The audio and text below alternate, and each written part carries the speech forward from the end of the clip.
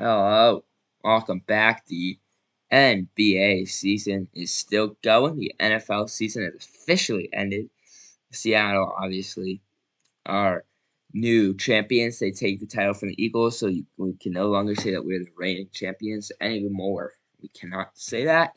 The deadline for the NBA was last week. The Sixers made a few moves, really nothing good. And today they made what I'm assuming their last move will be. Um, and so, hold on.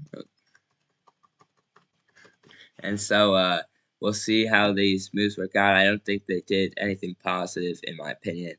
Um,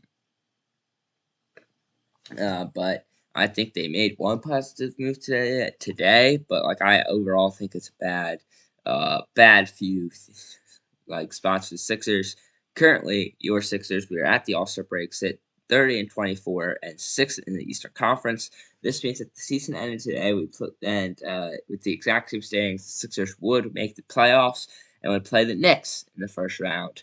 Um, they sit a game and a half back of the 5 seed, 3 games back of the 4 seed, and 4 games back of the 3 seed. So it's not a race that we're done running, but it's going to be hard to argue that this team will improve after the break because um, Paul George, the team's former All Star, not ever with the Sixers an All Star, but a former All Star, um, got a 25-game suspension for drug abuse, violating the NBA's drug policy right before the deadline. He claims that it was antidepressants, and I'm sure he's right. Like I don't think he truly meant to take something that would inherently make him a better player. But then he had a really good game. He had like 9 threes, 8 threes, and so they tested him and they found positive drug results.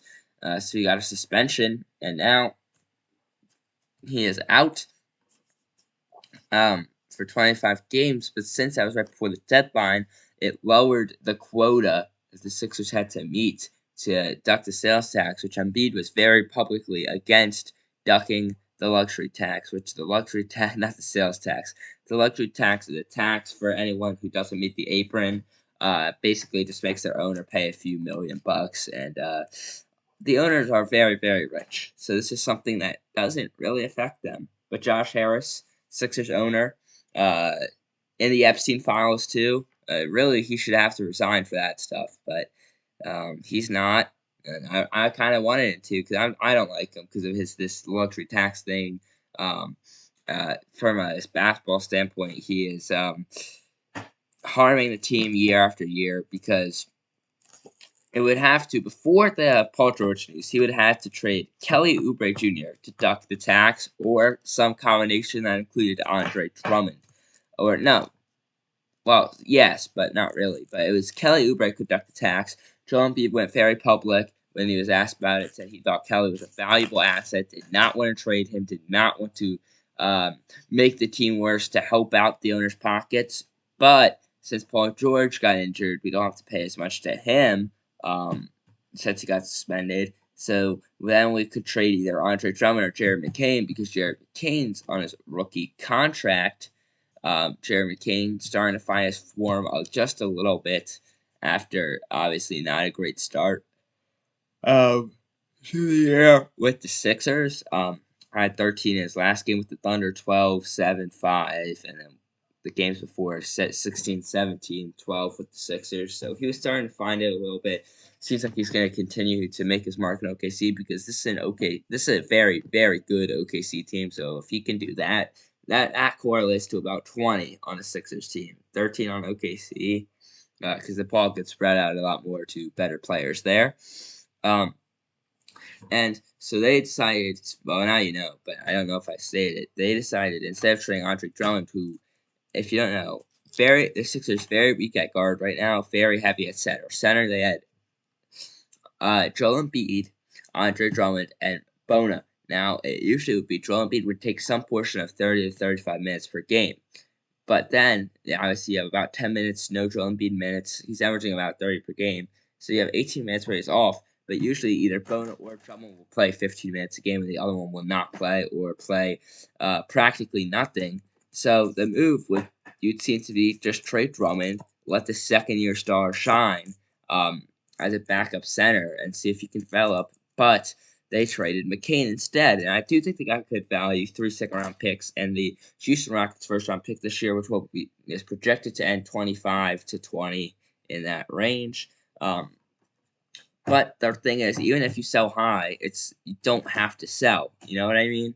Like there was no force of your hand. You could have also just paid the luxury tax.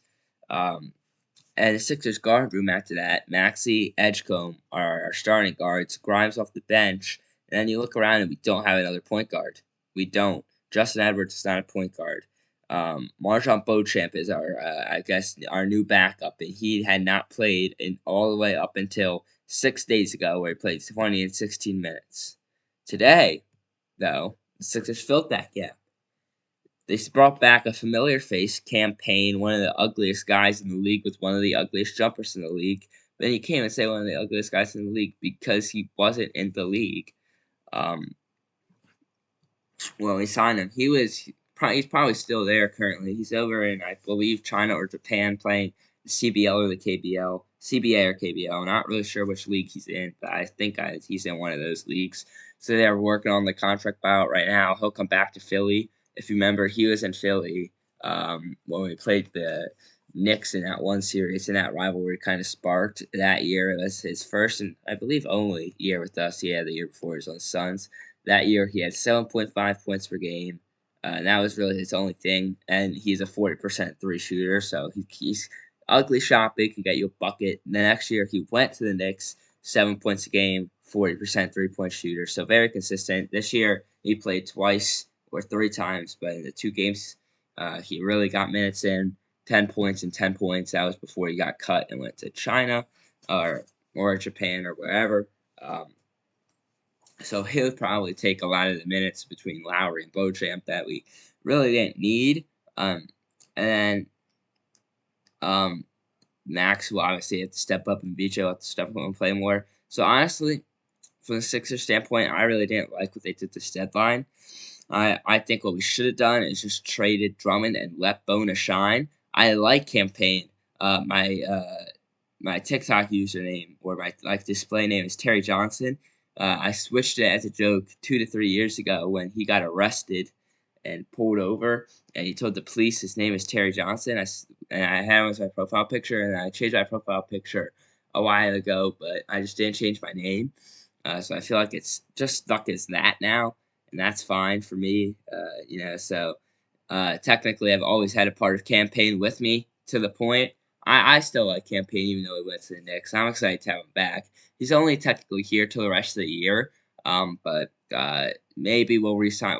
Probably not. We'll probably draft a guard at that Rockets pick. Is probably something we'll end up doing. Well, I'm excited to see what we do in the future. I think we'll get slightly worse in the second half of the year and end as the 6th seed. That's where I want to land. I want to land 6. I really do. I want to avoid the play-in and not have to win or go home game. So if we can land 6, I'm fine. I think we'll end 4 or 5 games over 500, 45 wins, 47 wins, in that range. As long as everyone can stay healthy, we're looking at Joe, Paul George. We know he can't get hurt before the playoffs now. And then those are the 2 big guys that we're really worried about. I think the Sixers could make a playoff push and maybe make uncharted territory of the Eastern Conference Finals. Joel Embiid's never done it, so it would be really nice to see one that happen for your Philadelphia 76ers. Anyways, I didn't realize I've been yapping for a while. Just feel like I haven't really stopped to take my breath at all in these 9 minutes. So thank you for listening. I'm going to breathe now. Just a lot of thoughts about that situation for me that I haven't sat down and recorded yet.